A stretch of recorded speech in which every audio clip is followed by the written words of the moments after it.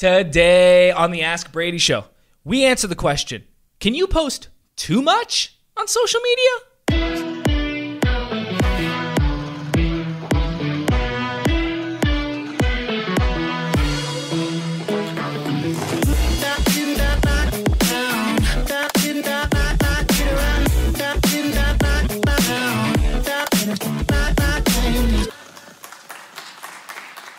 Well, hey there! And welcome to the Ask Brady Show, episode number 53. We've got 4 great questions from the people of Pro Church Nation, and I'm joined as always to my left, your right, it is Roxanne. It's true. True it is. Behind the camera, the editing wizard himself, Jodex! And the man with the cam, Alex Mills. Thanks. It's not really as special as it sounds because I work here, but I'm here. Roxanne, take us away with the first question. All right. First question comes from Taylor, and he sent in a video. Hey Brady, this is Taylor from Waldron, Indiana again, and I have another question for you guys. So with the church, we are so caught up in church. We are caught up in our Sunday morning playlist, what we should play when people walk in, our lights, our kids' ministry, and our sermons, and our sermon bumpers, and all these things are good. But to a point, we get distracted by those things. And eventually we need to remember that we are called just to make disciples and not just to grow our own churches. So, for us content creators, what ideas do you have to make content specifically for the lost? How can we use our social media platforms to reach those who do not know Jesus yet? And what are your ideas on how we can better market to those people? Thanks. Thanks for the question, Taylor. And I think it's an important question that's worth considering. We have done a number of episodes of Pro Church Daily where we've detailed in depth a number of different strategies that churches can use on social media, online, digitally, to accomplish exactly what you were hitting on here. The trade-off is with each of these strategies is that, yes, you're particularly going out of your way to disciple people, to reach people in ways that most churches, if not almost every church, isn't considering. The trade-off is that it won't likely directly lead to more giving or more butts and seats at your church. And that's why most churches don't do a dive into this. And I'm not here to blame them. I'm not here to say anything bad about that. I mean, we've got to set the goals that we have, and then we go after them, and anything that doesn't help us reach those goals maybe isn't worth doing. That being said, there are 3 distinct strategies that I would like to do a brief overview of. And we have done, I think, individual episodes for each of these on Pro Church Daily if you want to do a deeper dive. The first is the ultimate YouTube growth strategy for churches. You find a keyword that people are searching for on Google. For example, Bible translations. You create a video answering a question that a user would be asking pertaining to that keyword. YouTube is the second largest search engine in the world. So if someone's searching for the keyword Bible translation, they're likely searching something along the lines of, hey, what Bible translation should I be reading? What's the best one for a Christian? What's the best one for a non-Christian? You could create a video, title it The Best Bible Translation for Christians in 2018. The best Bible translation for beginners in 2018. And that video, if you do it well, if you keep it around 4 to 8 minutes in length, it's quality, delivers value, likely due to the search term volume and the search term difficulty for ranking, will rank on the first page. People are going to find that, and they're going to be helped by your video. They're going to be connected to the Bible, connected to scriptures and the hope of Jesus and the story of Jesus and reconciliation therein. The trade-off?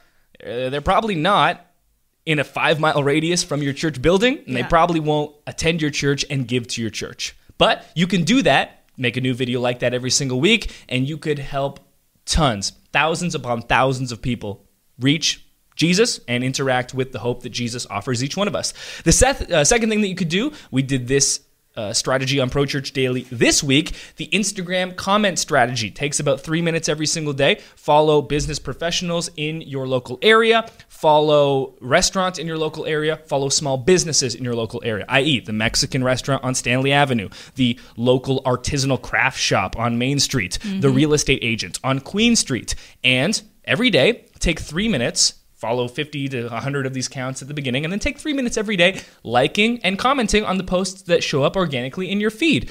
That will, over the course of 12 months, raise your brand awareness, but more importantly, it's going to show to these restaurant owners, to these real estate agents, to these business professionals, to these small business owners that there is a church in their community A local institution, a local religious meeting place that actually cares about being invested in the community. And it's going to signal to these individuals and to these corporations and organizations that you care. And for many, who knows for how many, that will be the first time in a long time that they've seen a church that's going beyond just asking for something and instead giving something. I mean, think about, I don't know about you, Roxanne. You have less followers than me on Instagram, but I feel like this still. Like, anytime someone likes or comments on Instagram, like, it just means so much to me that someone would go out of their way and do that, especially when someone comments, even if it's something simple like an emoji comment and nothing else. Like, when you send me a DM, even though we are close friends that see each other almost every single day, I'm always like, man, Roxanne went out of her way to send me a DM from an Instagram story. That meant a lot. Yeah. Well, and that means that they watched it. So, like, they actually paid attention. Exactly. The other thing I was going to add is, like, by following the other businesses in your area, you kind of know what's happening in your community, which is, like, great because a lot of people come to church and have questions like, where can I go to, like, I don't know why that's an established kind of thing. Like, people go to churches and are like, where can I go to find this? And it's a thing because when someone is invested in a community, you expect them to know everything about that community. Right. So we were just in SoCal last week. We would go into a restaurant and they would say, hey, you know, here are some recommendations for food in our restaurant. And then we would say, hey, we're thinking about hitting up a microbrewery, or we're thinking up going to a coffee shop, or what's the best beach? We're asking them because they are working at an institution that is a cornerstone of that community. Right. And people see churches in the same way. Yeah. So I think that's just a really great way to, like, for your church and the people who work there to stay in touch with what's happening, and you can refer people from your church to things, which is also building your community with those businesses as well. So those first two strategies are 100% free. One requires more time than the other. The Instagram 3-minute comment strategy, in its name, takes about 3 minutes a day. Consistency, small investments over time. It's like if you invested, 25 cents into a piggy bank every day over the course of a year, that would add up to something. The third strategy would require actual money from you, but could more directly influence people in your local area connected to your church. We've talked about this, creating a local events guide. So you could create, 97 things to do in Oceanside, California this winter. And you could create that 97 events guide, promote it using Facebook ads, put some money behind it. Everyone in Oceanside is going to find that free guide valuable. If I live in Oceanside, I want to know about the things that are awesome in my community that I may not be aware of yet. Yeah. So those are 3 strategies: Instagram, YouTube, and Facebook. One for each unique platform that you can do to help disciple people, to help reach out to the people that are unconnected to church, unchurched, dechurched, ex-churched, whatever you want to call it, and help them connect with Jesus. Sure, that might not directly lead to impact when it comes to people attending your church week after week or the giving volume, the bottom line, but it will directly collaborate and work within your mission statement, because that's what we're all trying to do. Every church's vision or mission statement is either the Great Commission, or the Greatest Commandment, or some combination of the two distilled into a catchy saying, let's say. Do these strategies and you can help accomplish your mission statement. perfect. All right. Question 2 comes from Julian. Hey, Brady and the rest of the team. Thanks for what you guys do. It's really inspirational, inspiring, informative. Thanks so much. So my question for you guys today surrounding my dilemma is this. Before I got to the church, we established a Vimeo account where all the sermons, 300, 400 plus sermons over the last number of years, with also all our creative videos that we do, they're on Vimeo, and they're embedded from Vimeo onto our website. And somewhere in the back of my mind knows and wants to either start putting everything on YouTube instead of Vimeo, and or take everything we've ever put on Vimeo and transfer it over to YouTube. And that's a daunting task. That's obviously going to take a lot of time and effort. So I'm asking you what to do. Where do we land in all of that? I'm sure we can change up our website to embed from YouTube, but again, there's all that other stuff that we need to think about and worry about. So that's my question. Thanks. Thank you for the question, Julian. The Vimeo versus YouTube debate was something of a fiery one, let's say 3 years ago-ish. Yeah. Creatives who work so hard producing the videos of their pastors preaching have been hesitant in the past to upload to YouTube because the compression on YouTube is not great, or traditionally hasn't been great. Whereas, on the other hand, the compression of Vimeo takes your video and makes it look so pretty. Of course, that makes sense when it comes to the overall aesthetic and the look of your video, but it completely ignores the idea of attention. We talk about attention being the most valuable commodity that your church can possess. YouTube, as mentioned in the first answer to this on this episode of Ask Brady, YouTube's the second largest search engine in the world, and YouTube's also owned by Google, the largest search engine in the world. The more that your videos are indexed on YouTube, likely to be indexed on Google, because those two platforms are run by the same organization. So, a couple of different things that you can do. I understand the inclination, the desire to go back through the 300, 400 sermons, videos that you've uploaded, start from scratch, and redo every single one. I don't know if Roxanne has any insight into this, but there may have been times in the past where Brady has done something similar with the 300 to 400 blog posts or other videos. Usually, like, all the time. Like, at least once a year, I have to go through every single I'm very blog sorry post. if once a year we have to do something. Of course, Every single one. I have numerous times in the past, and we'll do this again as the new Pro Church Tools site launches later this year, where we will have to go through our archives, update everything, redo everything. I'll say something like, hey, Roxanne, I know we've done 200 interview podcasts without transcripts. Can you transcribe them by hand with a notebook and pencil? And I want that by 2 weeks from now. Can you do that by Friday? An alternate to this, Julian, would be to, and you said this in your question, going forward, leave everything as it is in the past, and going forward, begin publishing your videos on YouTube. This would require no time commitment, effort, creative commitment from you up front, and you would be able to test posting on YouTube and see if it works for you. Of course, it should work for you considerably better in the long term, but every situation is unique, and there is some possibility that Vimeo is the right option for you. The other reason that I wouldn't delete from Vimeo and republish to YouTube is that over the years, those Vimeo links and posts have been indexed by search engines. If you go in and delete them and then republish them, Google doesn't know that you did that. Right. And now, all the organic search, people have been stumbling across your church's sermons, your church's videos, that will be lost. You can set up redirects, but not really, because it's not your website. You don't own Vimeo. You can't set up a redirect from Vimeo. So there's only so much you can do. I would leave the videos that already exist on Vimeo, going forward, publish exclusively on YouTube. And as a third thing that I would do, I would intermittently, maybe once or twice a week, take what I would call the greatest hits from Vimeo. Right. Cut them up into a new type of video and then publish that on YouTube. So you can look into your Vimeo analytics. Look at the sermons that were the most popular. Take the top 5 or top 10 of the year, republish them on YouTube as a greatest hit, as a top 10 of 2017 message from, Grace City Church, or whatever your church's name is, Julian.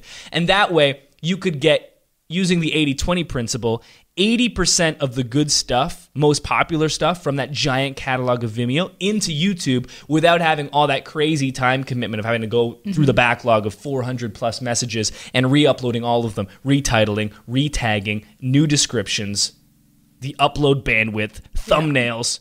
You won't have anything to do for months. Unlike Roxanne, who can do everything by Friday. Of course. So that's my suggestion. Don't go through everything backwards. I understand the inclination. I love everything being in a nice little box, and thinking that some of my sermons are on Vimeo and some of them are on YouTube would drive me maybe crazy. I have a team of 8 that I can use. Whether or not it's a good use of their time, I can use to do my bidding.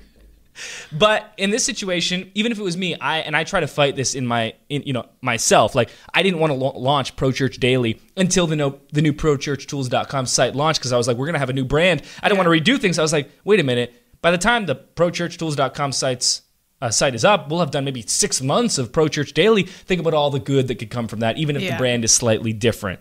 And I had to choose attention over creativity in that point. So don't go through the backlog. Start publishing on YouTube going forward. Go into the backlog, search using analytics, find the top 10 for each year, and then intermittently, once a week, republish a greatest hits. Use the 80-20 principle. Best of both worlds. Yeah, that's great. All right. Next question comes from Rach, and she says about our Instagram post that we posted. If a church posts too often, isn't there a chance people will get tired of it and start ignoring it? Or are you going to say there's no such thing as too often? We did an episode of Pro Church Daily, and it was called How to 3X Your Church's Instagram Following in 2018. And the idea behind that episode was very simple. Post 3 times as much, as in if you're posting once a day, post 3 times a day, and you will 3X your engagement and following in 2018. The reason for this was the Instagram algorithm. If I post 3 times a day, and Roxanne's the average follower, maybe she only sees 1. We got a couple DMs and emails from churches over the last week that have tried this strategy, and they showed us their impressions graph from Instagram. And they're like, okay, on Wednesday, and this graph was a Sunday to Saturday graph, on Wednesday is when we began posting 3 times more than we were before. And you saw this basically 3 times increase in impressions and thus engagement, because that's how the algorithm works. And the question that you're asking, Rach, and great name, my sister's name is Rachel, my only sibling. Shout out. I just became an uncle. She had her first son, Luke, baby Luke, as my daughter likes to say. Can you post too often? Yes, absolutely. And there is an intersection that needs to be considered between quality and quantity. Yeah. And you want to max out the quantity side of that equation while keeping the quality variable identical. So if your quality, meter is, whatever, however you measure that, post as much as you possibly can while keeping that quality meter the same. We went to daily content in 2018 with Pro Church Daily. It took me about 5 years of writing articles, of producing videos, of doing more than 200 interview podcasts to get to the point where I felt like, all right, we can go daily with content and keep the quality high. Yeah. And we have seen, through going daily, the growth rate of our YouTube, Facebook, and Instagram accounts, email list, page visits increase dramatically. And the feedback we've got has been great. Yeah. If we had done that and Pro Church Daily was trash, it wouldn't have mattered that we went daily because no one would have watched after the first week. Excitement had fizzled out. We have seen sustained growth, and it just keeps going up because we've managed to keep the quality where we want it to be and increase the quantity. And that's the intersection. That's the variable, the equation that you need to work with. How frequent can we post and the quality be awesome? No one is upset, for the most part, if you're not crazy, that there's a new Star Wars movie every single year now. As long as the Star Wars movies are awesome, we will be happy. It's true. Marvel, how many superhero movies do they put out every single year? Crazy amounts. Not enough, in my opinion. And they make crazy money, and everyone likes it. Look at the box office numbers, because they're consistently extremely well received from both critics and the general audience. Compare that to a DC. DC came out with a number of different movies last year. Suicide Squad, Wonder Woman. What was the other one? The big DC superhero where they all got together and hung out. Justice League. People don't seem to like DC publishing as much as Marvel. Why? Because even if the quantity is similar, even though they produce just as many movies, the quality is not as consistent and not as high. People don't like that. So you can pretty much publish as much, there really is no limit when it comes to the algorithms and when it comes to people saying, this is too much good content. You know what? I've had enough of this quality content where every time I watch it, receive it, consume it, I find it valuable. That's not a thing. The reason content becomes too much is because people are spammy, they're over-promotional, or their stuff isn't valuable. Yeah. And so it's kind of a really nuanced answer. Is there a place where you can post too much? No, as long as the quality is high. Of course, every single one of us has a level where we just can't produce that much more quality and keep the quantity any higher. It runs out. Yeah. Certain point, if we want to increase the quantity slider, the quality slider must be pulled down. I'm changing metaphors. Forget the equation. We're going with sliders on a soundboard. Eventually, you just keep sliding the quantity slider up, up, up, and the quality slider must be slid down, and you just can't keep it where you want it to be. Right. You want to keep the quality slider at max volume while keeping the quantity slider ever increasing. I feel like you don't like this metaphor, this analogy. I just think it's really funny that you're changing metaphors. I'm going to change it again. Dice. You're rolling the dice. So the problem is that a lot of us lack self-awareness. We don't know what's quality and what's not. And so we think, I'll just keep publishing more, and then the numbers drop. Well, because the quality dropped. Yeah. So you need to be very self-aware. You know, like I said, it's been 5 years of us working towards daily content. How many times did we try daily content before we actually went with it? Yeah, it took us a long time. Like, we tried 2, 3, maybe even 4 times. Like, Jonas and you, Jonas behind the camera, the editing wizard himself, have been very involved in that. Where, like, we did vlogs and we, like, put it all together and we had 2 weeks of content. And then I was like, no, we scrapped it. And I know a lot of the team was frustrated in the past, but it just, the quality slider was starting to go down. It wasn't sustainable. We weren't going to make it work. I had to have that self-awareness, nix the project as much as it hurt, because I was like, you know, it's just not going to be worth it. Yeah. So it requires self-awareness, but no. You, as an individual, as an organization, will have a limit on how much you can post because you won't be able to keep up with the quality. But you will hit that limit 99% of the time before you hit the limit of what the algorithm can withstand. Right. Yep. Okay. Last question comes from Lindy, and she says, I am a newer media pastor and trying to wrap my head around some things, one of which is branding of different ministries from other organizations that we have adopted into our church. Things like Celebrate Recovery or Divorce Care are the main ones that come to mind. Both incredible ministries and serve a great purpose for our church, but neither have a true brand or look to what they do. If you Google these names, you'll see a bunch of dated publisher-type images. Also, whatever look has been generated by these ministries doesn't fit the look and feel my church is headed in. We do advertise these things outside of the church. Is it okay to totally overhaul the logos and artwork these organizations have previously generated to create our own look? Is there any infringement of copyright here? What words of wisdom can you offer? Disclaimer, this is not legal advice. Don't take it as such, Lindy, but I definitely empathize with the problem that you're encountering here. The first product that we've ever done here at Pro Church Tools was video announcements, and we still do it. It's kind of a tertiary product that we don't talk about too much, but we produce video announcements for more than 100 churches every single week. In my lifetime, I have done dozens and dozens and dozens of announcements for both Celebrate Recovery and Divorce Care because they are highly popular ministries in churches. Why? Because they help people a lot. In my time of doing these announcements, churches have also uploaded graphics with these announcements. And to Lindy's point, I have seen a number of different logos, a number of different graphics, different colors, different fonts, different icons. And they have not been, homogenous. They've all been very different. I did a quick Google search for Celebrate Recovery brand assets, and then Celebrate Recovery branding, and then the same for Divorce Care, just replace the names, and I did not find any promotional guides for either. Now, if a church was hosting a Dave Ramsey Financial Peace University class, Dave Ramsey will provide you with all the brand assets and all the promotional materials to use. Programs like that want to keep their brand intact. They want their brand to be the same in Grace City Church in Oceanside as it is in Las Vegas, Nevada, as it is in Niagara Falls, Ontario, Canada. They want no matter where you're doing Dave Ramsey's Financial Peace University, you see a smiling picture of Davey. That's what they want. If they're not providing you with those promotional brand assets, which based on my Google search and them not showing up makes me think that they're not readily available or they're not being handed out, then that's definitely a predicament to be in. One thing that I did find in the Google search was from Celebrate Recovery, a statement about their trademark. So Celebrate Recovery, the name is trademarked. Right. And in this statement on their website, they talk about, hey, if you're going to do Celebrate Recovery in your church, there are a few core things that you absolutely need to abide by. You need to have the DNA portion of the curriculum present. And in the Celebrate Recovery DNA portion of their curriculum, they make it very clear that without Jesus, Celebrate Recovery is not possible. Right. And so they're like, no, you can't do Celebrate Recovery under that moniker with our logo and our name, which is trademarked, by the way, and not include this. This is a non-negotiable part of using our curriculum.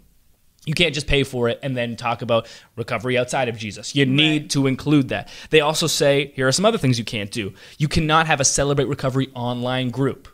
Not allowed. You've got to meet face-to-face. You also cannot record a Celebrate Recovery group and then upload it later. So we couldn't host a Celebrate Recovery group with the whole team of Pro Church Tools, use their curriculum, and then upload it to our Facebook page for the public to see.